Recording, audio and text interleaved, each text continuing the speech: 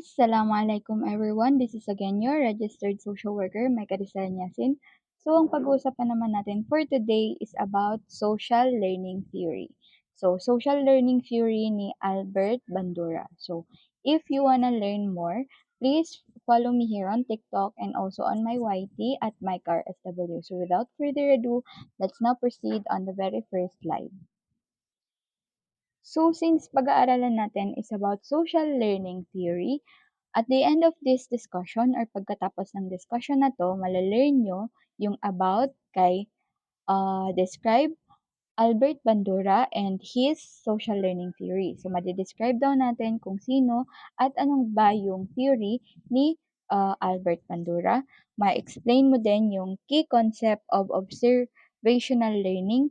Ma-identify mo din yung apat na processes ng learning through observation, and also maa-apply mo yung social learning theory in social work and also for your own or everyday life. So, without further ado, proceed na tayo.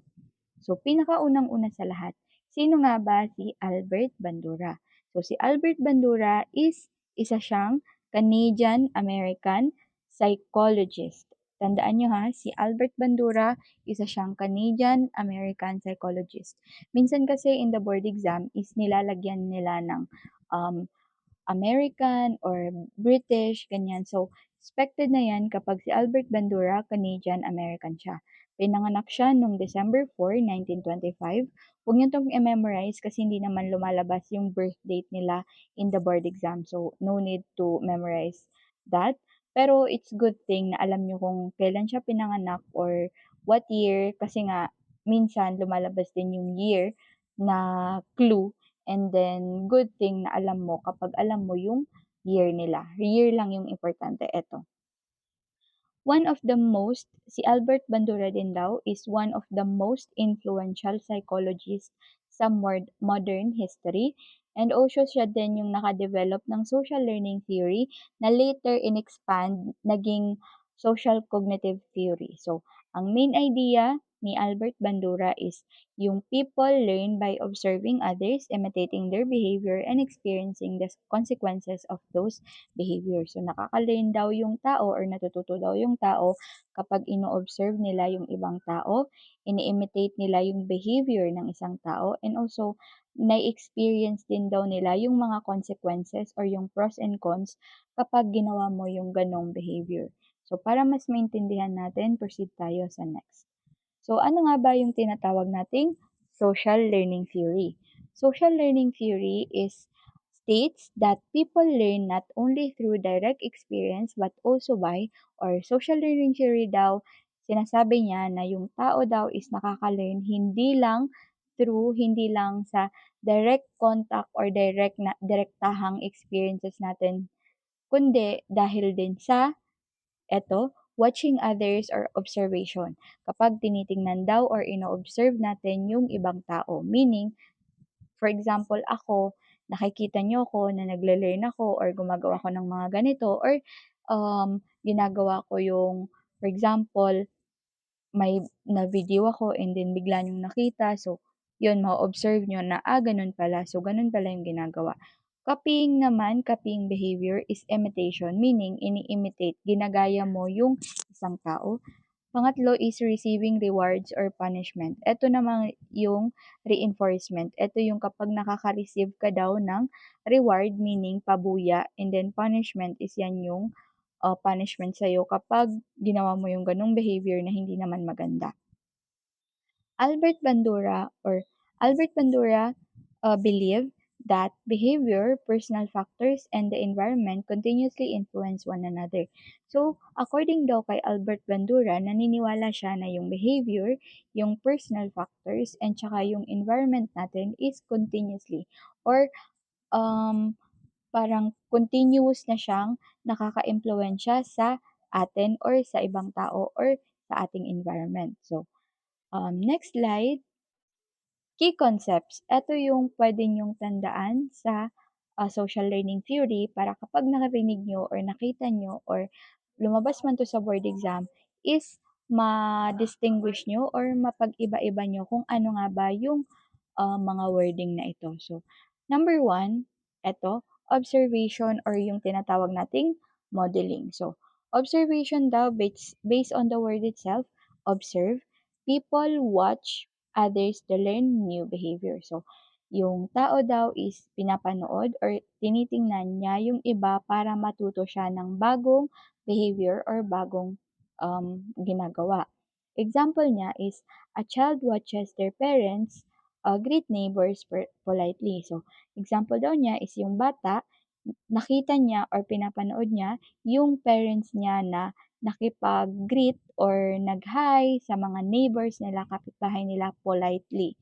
Politely is yung maayos, like hi guys, like hello, or magsasalam in Maranao. So, number two naman, imitation. Imitation yung the child copies the observed behavior. So, since nga nakita na nung bata is ikakopy niya or gagayahin niya yung na-observe niya na behavior ng parents niya. Example, the child also begins greeting neighbors politely. So since dito sa first na example na to, yung bata daw is nakita niya yung parents niya na nag-greet ng maayos sa mga kapitbahay niya.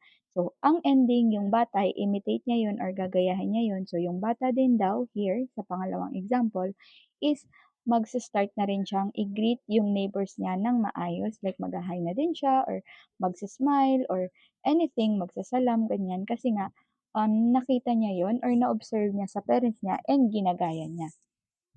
Pangatlo naman, reinforcement. Tinatawag nating reinforcement is behavior is strengthened when rewarded. So, reinforcement naman is kapag yung behavior daw is mas nagsistrengthen or mas lumalakas kapag may reward yung isang tao. Example, the parent praises the child for being respectful. So, since first explanation, yung bata is nakita niya yung parents niya na ginigreet ng maayos yung neighbor nila. Ang ending, yung bata, ginigreet niya din ng maayos yung neighbors nila. And then, mas magsistrengthen or mas magiging respectful pa yung isang bata kapag gi-praise or kapag sinabihan siya ng parents niya na, uy, ang galing-galing mo kasi ganito yung ginawa mo, very good ka kasi nag-hi ka din sa kanila. So, yun, magiging respectful din yung bata, mas magiging respectful pa siya kapag nakakuha siya ng praises sa parents niya. Pang-apat naman, punishment. Ano ba yung tinatawag nating punishment? Punishment daw is yan yung behavior decreases when followed by negative consequences.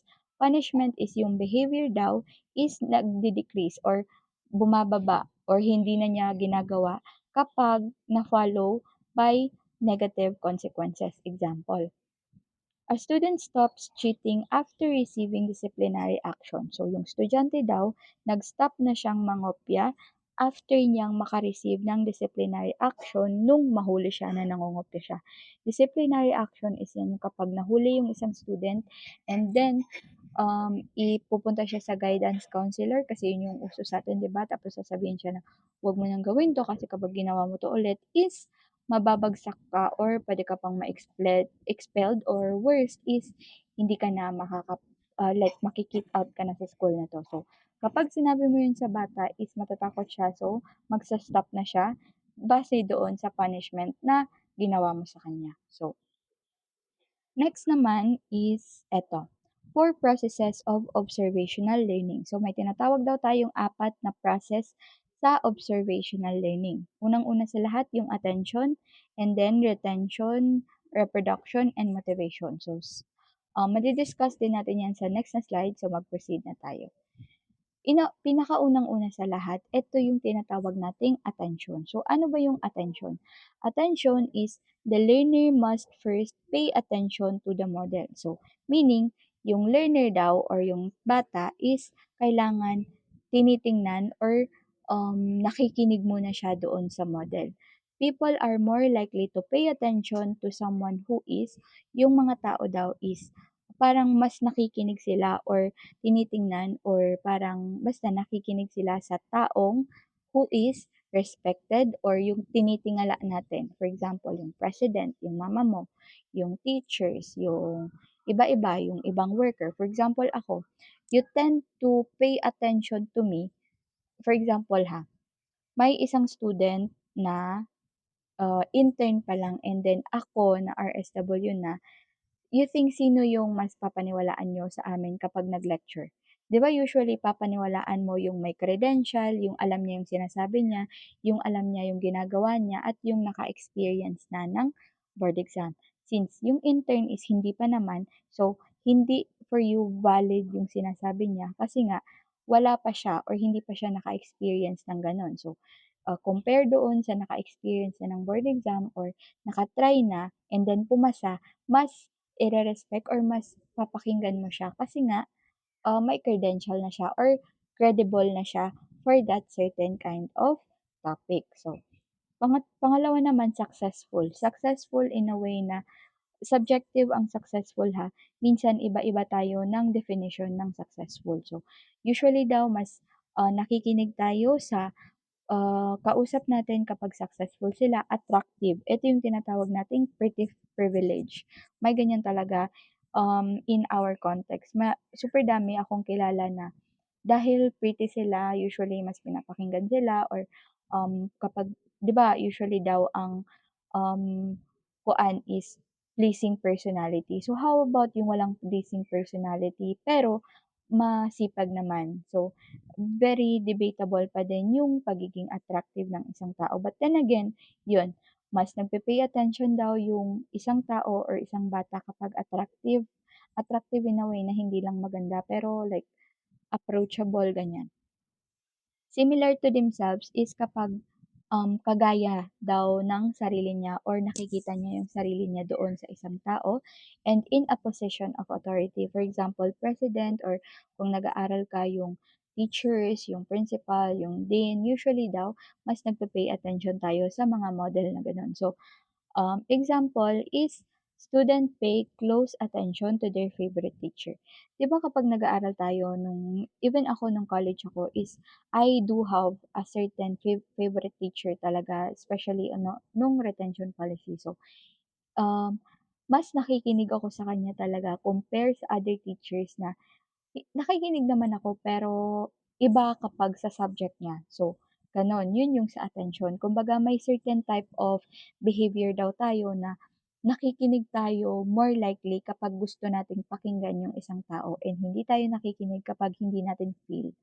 So, dito naman tayo sa retention. So, retention naman, hindi eto yung retention policy ha. So, baka isipin ng mga MSC1 diyan na eto yun siya. Iba ang retention dito. Retention daw is learner remembers what was observed. So, 'di ba doon sa pinaka-first na slide natin is yung ano nga yun? Attention, 'di ba? Attention kasi is yung nakikinig ka sa isang tao. Yung retention kasi, remember, ang kailangan niyong tandaan sa retention is naaalala ng learner yung nakita niya. So, ano ba daw yung mga methods para ma-improve natin yung retention ng isang tao or para mas maalala niya yung na-observe niya or yung nakita niya? Unang-una sa lahat, repetition. Ano ba yung repetition? Repetition is yung paulit-ulit mong ginagawa yung isang bagay na na-observe mo or nakita mo. Practice is yan yung nagpa-practice ka. For example, yung drills. Kaya nga sinasabi ko sa iyo na it's sa inyo na very important na meron kayong drills nung ina-avail niyo sa'kin kasi, if meron kayo niyan puwede kayong makapag-practice and puwede niyo siyang paulit-ulit na tinitingnan which is repetition and kapag paulit-ulit niyo yang nade-drills, paulit-ulit niyong parang paulit-ulit niyo siyang nakikita is nagre-retain or nare-remember niyo siya ng madalian lang. So kapag sa board exam hindi na kayo usually mahihirapan. Visual images naman para 'to sa mga visual learner. Usually kapag may nakikita tayo na, for example, certain topics is usually mas maalala natin siya kapag nakita natin, minsan kapag nahawakan natin, or minsan kapag ginagawa natin or nakita natin doon sa mismong tao na gusto nating nakikita. So, notes din is yan yung kapag nagsusulat-sulat ka. Usually kapag nagsusulat ka, may mga learner kasi or may mga examiner na mas nagle-learn sila 'pag sinusulat nila yung mga topic, so gano'n. Discussion naman is etong ginagawa ko sa inyo kapag nagdi-discuss ako. Usually, yung ibang mga learners or yung mga examiner is mas nagle-learn sila kapag nakikinig sila or dini-discuss sa kanila ng paisa-isa yung mga topic. Example is a nursing student remembers a proper hand washing procedure after watching a demonstration. Example daw is yung nursing student mas naaalala niya yung proper hand washing procedure after or pagkatapos niyang manood ng demonstration. Meaning, nandito to siya sa visual images. Or kapag sinamahan mo na din ng diniscuss mo ng maayos, tas nag-take note din siya, and then practice niya, and then ginawa niya ng paulit-ulit, mas matututunan niya or mas magsistay sa utak niya yung procedure na ginagawa niya. Okay. So, dito naman tayo sa next na slide. Dito naman sa reproduction. Reproduction naman is more likely the learner performs or imitates the observed action, meaning action na to. May ginagawa na dito yung learner. Example, after watching CPR training, student practice CPR on a mannequin. Parang wrong spelling ata ang mannequin. Practice improves performance. So, eto naman para na to siyang yung 'di ba yung sa attention tiningnan mo, inobserve mo.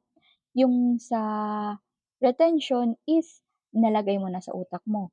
Yung reproduction is eto yung action, yung gagawin mo na yung nakita mo para mas ma-retain sa'yo or para mas magawa mo or ma-practice mo kung natuto ka ba or hindi. So, eto yun. After daw after mo daw maka-watch ng nagsi-CPR, if nasa CPR training ka, yung student daw is ipa-practice nila yung nakita nila sa mannequin. Kumbaga, magsi-CPR sila using a mannequin. So, eto din in-emphasize dito na kapag practice, practice improves performance. Eto yung sinasabi nila na practice makes perfect. Okay? So, basta tandaan nyo lang sa reproduction, action siya, gagawin mo yung action na na-attention, um, retention and reproduction, action na yan. Dito naman sa motivation. So, very, very self-explanatory naman ang motivation, di ba? Motivation daw is yung learner must have a reason to imitate the behavior. So, yung learner daw, kailangan may reason siya. Reason. Ilagay niyo sa motivation. Kailangan daw may reason yung tao na i-imitate or gayahin yung isang behavior. For example, motivation came from, pwedeng yung motivation daw is manggaling sa reward. For example, kapag ginawa ko to is lalaki yung score ko. So, yun yung reward mo. Praise naman, kapag ginawa ko to is magiging proud sa akin yung parents ko. Kapag pumasa ko, magiging proud sa akin yung parents ko. Yun. Recognition, mare-recognize ka.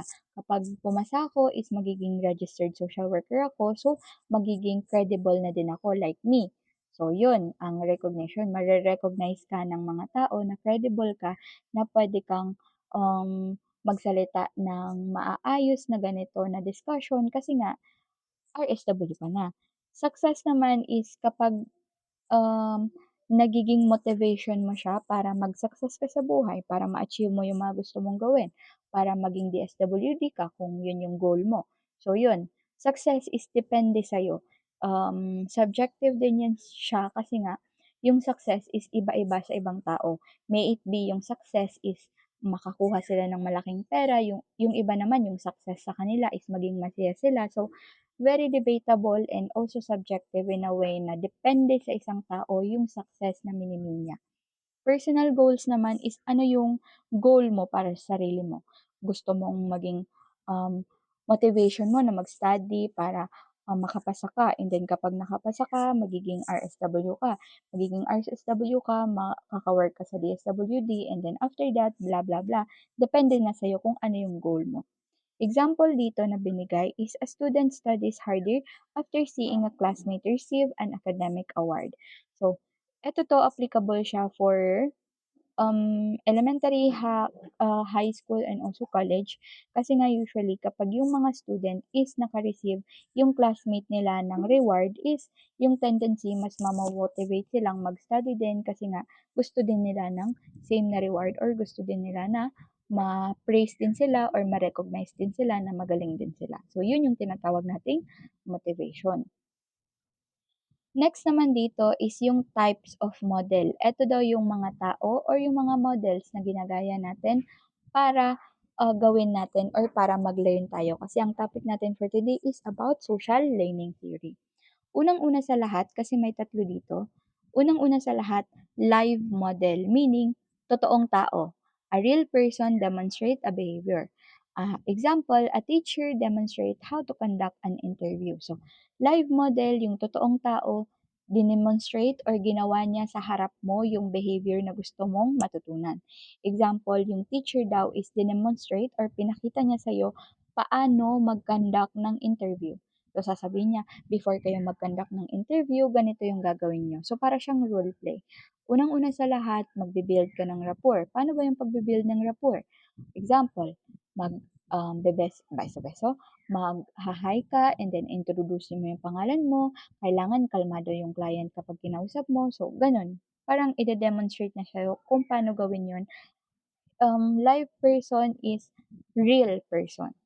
Verbal instruction model naman is someone explains how to perform a behavior.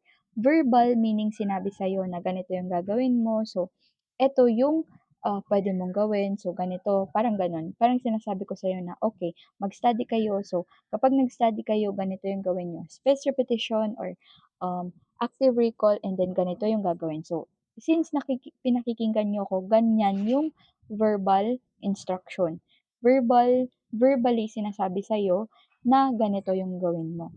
Example, a supervisor explains how to complete a case note. So, sinabi sa'yo ng supervisor mo na ganito yung gagawin mo para maging maayos yung case study mo. Kailangan siya ng case notes, kailangan ng process recording. So, yun, pakikinggan mo siya at the same time, gagawin mo yung sinabi niya. Okay. Dito naman tayo sa symbolic model. Symbolic model naman nagle-learn daw, learning occur, sorry, typo ang occur, kulang yan ng C. Learning occur through books, television, movies, social media, or online videos. Ito naman is nagle-learn daw tayo kapag nagbabasa tayo ng mga libro, nanonood tayo ng TV, ng mga movies, or nag-scroll tayo in social media. For example, me. 'Di ba usually, marami din akong videos na binibigay sa inyo or pinapakita sa inyo. For example, social media, yung pinakasikat ngayon, yung sila yung business lifestyle, mga ganun. So, yun. Nagle-learn tayo through her or through other YouTuber or TikToker na gumagawa ng mga content sa social media at saka online videos. Same lang yan. Example daw is a teenager learns cooking skills by watching TikTok or YouTube. So, yung teenager daw is nagle-learn siya kung paano magluto or paano yung mga skills sa pagluluto kapag nanonood siya ng YouTube. So, same lang yan. Symbolic, basta may material na ginagamit para matuto yung isang tao. Okay. So, sige, kailangan nyo lang tandaan, live model, totoong tao yung nagsasalita. Verbal, sinasabi lang sa'yo yung instruction. Symbolic, may nakikita ka through online or other platforms. Dito naman tayo sa The Bobo Doll Experiment. So, ito yung one of Bandura's most famous studies. Kung hindi nyo pa to narinig, makinig kayo kasi very important na alam nyo to kasi mostly ganito din yung mga example na binibigay nila sa board exam. So, ano nga ba ang nangyari doon sa Bobo Doll Experiment ni Albert Bandura? So, ang nangyari doon, what happened? Children watch adults interact with a large inflatable toy called Bobo Doll. So, yung mga bata daw is pinapanood nila yung mga adult na nakikipag-interact or may ginagawa sila doon sa malaking inflatable toy, yung nalolobohan na mga toy. So, yun. Yun yung Bobo Doll. Ayun siya. Doll siya, manika. Isang grupo daw, one group observed aggressive behavior. Yung isang grupo daw ng mga bata is nakikita nila yung aggressive behavior. Aggressive behavior, yung sinusuntok-suntok ng mga adult yung doll, parang inaano nila, parang pinupukpok nila sa pader. So, parang sinasampal nila. Yun yung mga aggressive behavior. Napanood daw, yung isang grupo ng mga bata, yun daw yung napanood nila. Yung isang grupo naman daw ng mga bata is napanood nila or na-observe nila is yung calm behavior. Yung isang grupo ng mga bata is ang napanood nila is wala lang, nakaupo lang yung bobodal tsaka yung mga adult and then chika-chika lang. So, kalmado lang yung behavior. So, ang resulta daw, 'di ba magkaiba yung napanood ng iba't ibang mga bata. So, ang resulta daw, yung children daw o yung mga bata na naka-observe ng aggressive adults were more likely to imitate aggressive behavior. So, resulta daw dito, etong first is eto yung bad behavior. Ang result nung bad behavior na napanood ng mga bata is ano din, ginaya nila yung pagsusuntok-suntok or yung alam mo yun, bump sa pader yung bobodal o sinasampal nila kasi yun yung nakita nila. So, yun din yung ginaya nila. Yung isa naman na group 2, since nakita ng mga bata na kalmado lang, wala silang masyadong ginagawa doon sa bobodal. Parang wala, gusto lang nilang kasama or katabi lang nila. So, yun, ganun yung pagkakaibahan ng dalawang grupo ng bata. So, kung ano yung nakita nila, yun din yung gagayahin nila. Yun yung about Bobodal experiment ni Albert Bandura. Conclusion, para ma-conclude natin kung ano nga ba yung na-observe ng mga bata is children learn by observing others. So, yung mga bata daw is nagle-learn sila kapag na-observe nila yung isang tao, especially their parents kasi yung parents nila is yun yung always nilang nakakasama. So, ang mangyayari kung ano yung ginagawa ng parents, most likely yun din daw yung gagawin ng bata kapag yun yung na-observe niya from them. Okay. So, dito naman tayo sa reciprocal determination. So, from the word itself, reciprocal. Reciprocal is yan yung give and take. Yung kapag may binigay ako, may kukunin din ako. So, Bandura believed that three factors continuously influence one another. So, pinaniniwalaan daw ni Albert Bandura na may tatlong factor na continuously palaging nakaka-impluwensya sa isa't isa.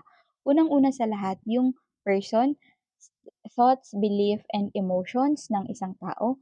Behavior is yung ugali niya at saka yung environment. Example, a confident student participates more in class. Example daw, yung confident daw na student is nagpa-participate siya palagi sa klase nila. Positive feedback from the teacher increase confidence even further. So, since nga confident yung isang bata, 'di ba? Yung palagi siyang nagre-raise ng hand, sabi niya, "Ma'am, ako gusto kong sumagot," ganyan. So, ang mangyayari magiging favorite din siya ng isang teacher kasi sasabihin ng teacher na, "Ay, ang galing-galing mo naman kasi palagi kang nag-participate, so nakikinig ka." So, yun, magiging favorite siya. Ang mangyayari niyan, person diyan is yung student. 'Di ba yung student yung person. Behavior niya, palagi siyang nagpa-participate. So, ang mangyayari, magkakakuha siya ng confidence or positive feedback sa teacher niya or sa ibang kaklase niya kapag maayos siyang sumasagot kasi nga parang give and take siya. Kung ano yung ginawa mo, yun din yung maibabalik sa'yo. So, yun yung tinatawag nating reciprocal determination. Base sa determination ng isang tao, yung marireceive niya. So, kung hindi sumasagot yung isang student, usually, hindi din siya favorite ng teacher. Kung sumasagot naman ng maayos yung isang student, magiging favorite siya. Pero, if bida-bida, kasi may mga student talaga na super bida-bida, usually pangit yung kalalabasan niya. So, okay lang na nagpa-participate ka at the same time, kapag ayaw mo, give chance to others naman para maka-participate din sila para mag-stay pa rin in your lane yung determination mo. Okay. So, dito naman tayo sa self-efficacy. So, ano ba yung tinatawag nating self-efficacy? Self-efficacy daw is a person's belief in their ability to succeed. Kumbaga, ito daw yung paniniwala ng isang tao na magiging matagumpay sila. Yon, self-efficacy. People with high self-efficacy, yung mga tao daw na may mataas na belief na magsasucceed sila, usually daw accept challenges. Tinatanggap nila kung anumang habon ng buhay yung bumangga sa kanila. Like, for them, kahit anong mangyari, okay lang yan, magsasucceed pa din ako, lalabanan ko yan, or I will do my best. Parang ganon.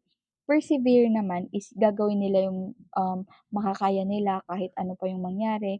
Perseverance, kumbaga determinado sila. Recover from failure. So kapag nag-fail sila, makaka-recover sila agad or resilient, yung ability to bounce back. Yon.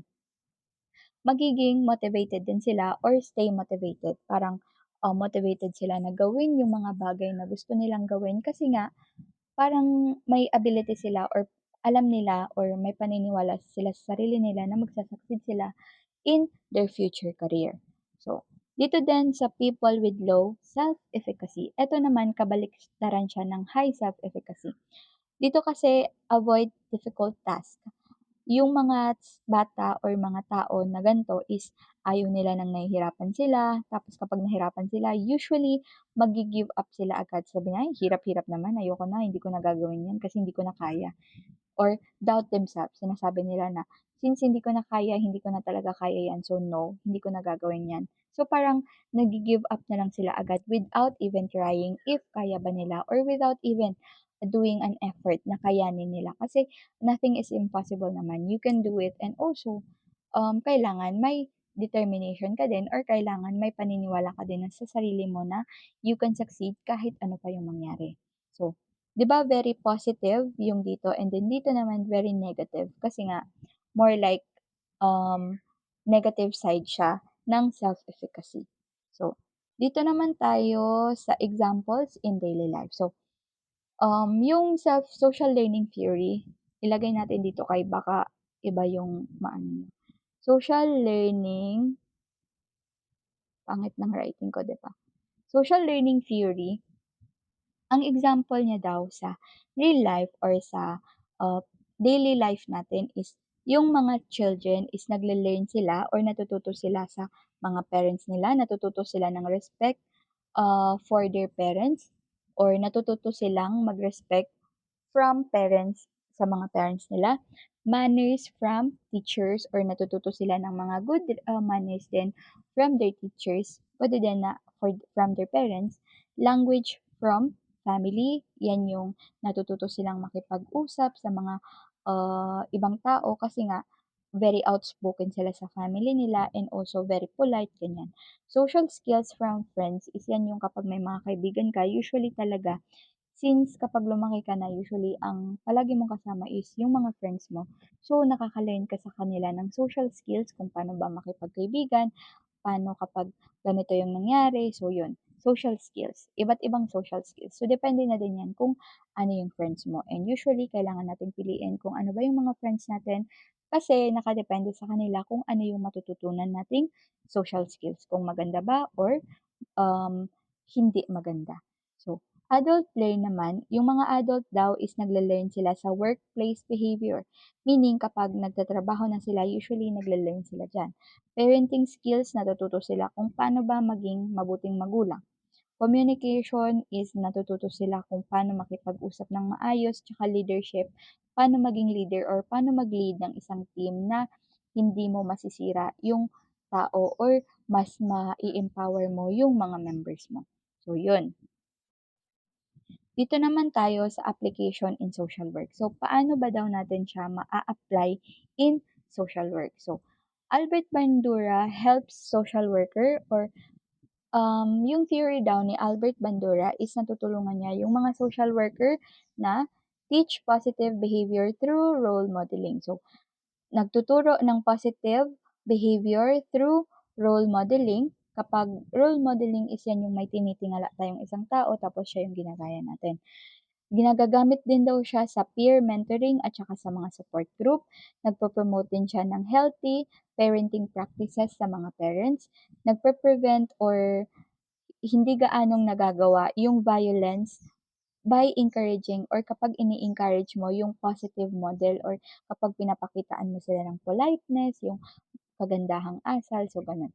Build or nagbe-build din daw ng client self-efficacy at confidence or yung tiwala nila sa sarili nila na may ability silang mag-succeed. Kasi yun yung meaning ng self-efficacy and confidence is yung tiwala sa sarili. Example, a social worker leading a youth program demonstrate respectful communication, encouraging participants to observe and practice the same behavior. So yung social worker daw na nagli-lead or meron siyang youth program na ginagawa. So nagde-demonstrate or ginagawa niya daw is respectful communication. Nakikipag-usap siya ng maayos dun sa mga kabataan. Usually, nade-deliver niya ng maayos yun. So, ini-encourage niya din daw yung mga participants or nag encourage siya na yung mga participants is ma-observe nila yon and gagawin din nila yung same behavior na pagiging respectful in communication. Kasi hindi porket mga bata yan sila or mga teenager is i-disrespect na natin sila. Kasi usually, may mga utak na yan and usually, kung ano yung nakikita nila sa'yo, yun din yung gagayahin nila. So, it's very important for you to stay respectful at all times. Dito naman tayo sa strength of social learning theory. So, strength ng social learning theory is ma-explain mo kung paano ba daw yung behavior is natututunan through observation. Supported din daw to siya ng maraming research studies. Applicable siya sa education, sa counseling, sa parenting din, at saka sa social work. Hina-highlight din daw ng social learning theory yung importance ng mga role models, specifically the parents, teachers, or any other role models na pinapanood or nakikita ng mga bata, especially on social media. Kasi nga, usually, techie na ang mga bata ngayon. So, prone sila ng role modeling on other social media platforms. Lastly is yung ini-emphasize niya din daw yung self-efficiency at saka yung personal growth or yung um, tamang paglaki or parang tamang pag-uugali ng isang tao. Dito naman tayo sa limitation. So, kung may strength, dapat may limitation din ang social learning theory. Limitation na daw is hindi naman daw does not fully explain biological or genetic influences. So, ang social learning theory is hindi niya fully na-explain yung biological, genetic influences na nangyayari kasi nga, mm, nagdedepende lang siya kung ano yung ini-imitate na behavior ng isang bata. Not all observed behavior are limited. So, eto din, yung social learning theory, hindi naman daw lahat ng mga behavior is limited or hindi naman lahat ng nakita ng isang bata is gagayahin niya. Depende lang yan sa kung ano nga ba yung feel ng isang bata or kung feel niya na gayahin yung behavior na nakita niya. So, hindi sinasabi ng, kumbaga, yung social learning theory is hindi naman talaga lahat is ginagaya ng isang bata. Pero, good tong social learning theory para ma-identify natin na nagle-learn sila through modeling. So, hindi naman talaga lahat. Individual personality and emotion also affect behavior. So, social learning theory kasi dito is sinabi niya na kung ano yung nakikita ng isang bata, yun yung gagayahin niya. Ang argue naman ng iba is may mga iba't ibang personality kasi yung isang tao or isang bata at saka iba-iba sila ng emotion. So, pwede din niyang makaapekto sa behavior nila. So, hindi lang dahil kung ano yung nakita nila, kundi minsan din naman dahil sa kung ano yung personality nila at kung ano yung emotion nila that time. Learning may occur, C pa din, kulang ng C, without immediate behavior change. So, eto din yung sinasabi na limitation din ng social learning theory kasi yung pagkatuto daw ng isang tao is mag occur naman kahit walang madali ang behavior change or wala masyadong ginawa yung isang tao or bata. Okay? So, dito naman tayo sa key takeaway. So, since napakinggan nyo na yung discussion ko, so eto yung pwede nyong makuha doon sa discussion natin, which is yung people daw can learn or people learn by observing others. Natututo daw yung isang tao kapag ino-observe nila yung isang tao. And then, learning occur through attention. Ito yung arm. Mnemonics. Alam nyo yung mnemonics. Ito yung tinatawag nating mnemonics kasi sinasabi mo na para mas matandaan mo yung sa board exam kasi para mas matandaan mo yung mga wordings, okay lang na gumamit ka ng mga mnemonics or kukunin mo yung A, R, R, M, and then arm. So, yun. Attention is, yan usually makikinig ka kapag favorite mo yung teacher mo, retention, mare-remember mo yung isang bagay, reproduction, yan yung action, motivation is yung reason kung bakit mo gagawin yung action. Role model daw din significantly or yung mga role model daw is naiimpluwensyahan daw niya yung isang behavior. Self-efficacy is yan yung believe mo na pwede kang mag-succeed is naaapektuhan daw niya yung motivation, yung persistence, yung consistency mo at saka yung success na gusto mong ma-achieve. Social learning theory is widely applied in education or yung social learning theory daw is na-apply daw talaga siya sa education, sa counseling, sa social work to promote positive behavior change. Para daw makapromote siya ng positive na pagbabago sa behavior ng isang tao. So, since tapos na tayo sa discussion, I want you to answer this one. Ito yung activity natin para malaman natin if may natutunan ka ba sa discussion natin for today, and please comment down below or anywhere else na pwede nyo siyang masagutan para at least nakita ko na nakinig din kayo or may natutunan kayo for today's video. So, pinakaunang-una sa lahat, number one is a child copies or yung bata daw is kinopya niya yung polite behavior ng older siblings niya. Number two, yung student is na-remember niya yung demonstration ng teacher niya before niyang gawin yung isang task. Number three, yung teenager is mas nagsistudy pa siya after niyang makita yung kaibigan niya na naka-receive ng award kasi nga matalino siya, matalino yung friend niya.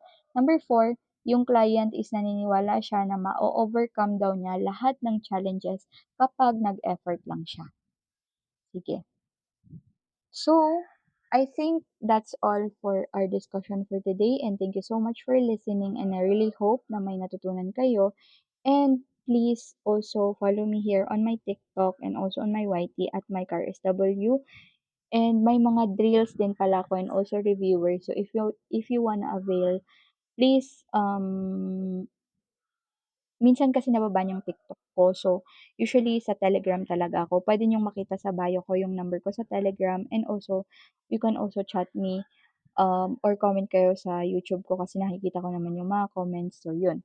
Thank you so much for listening, and I really hope na may natutunan kayo for today. So yun lang. See you on the other side, future social workers. Bye-bye!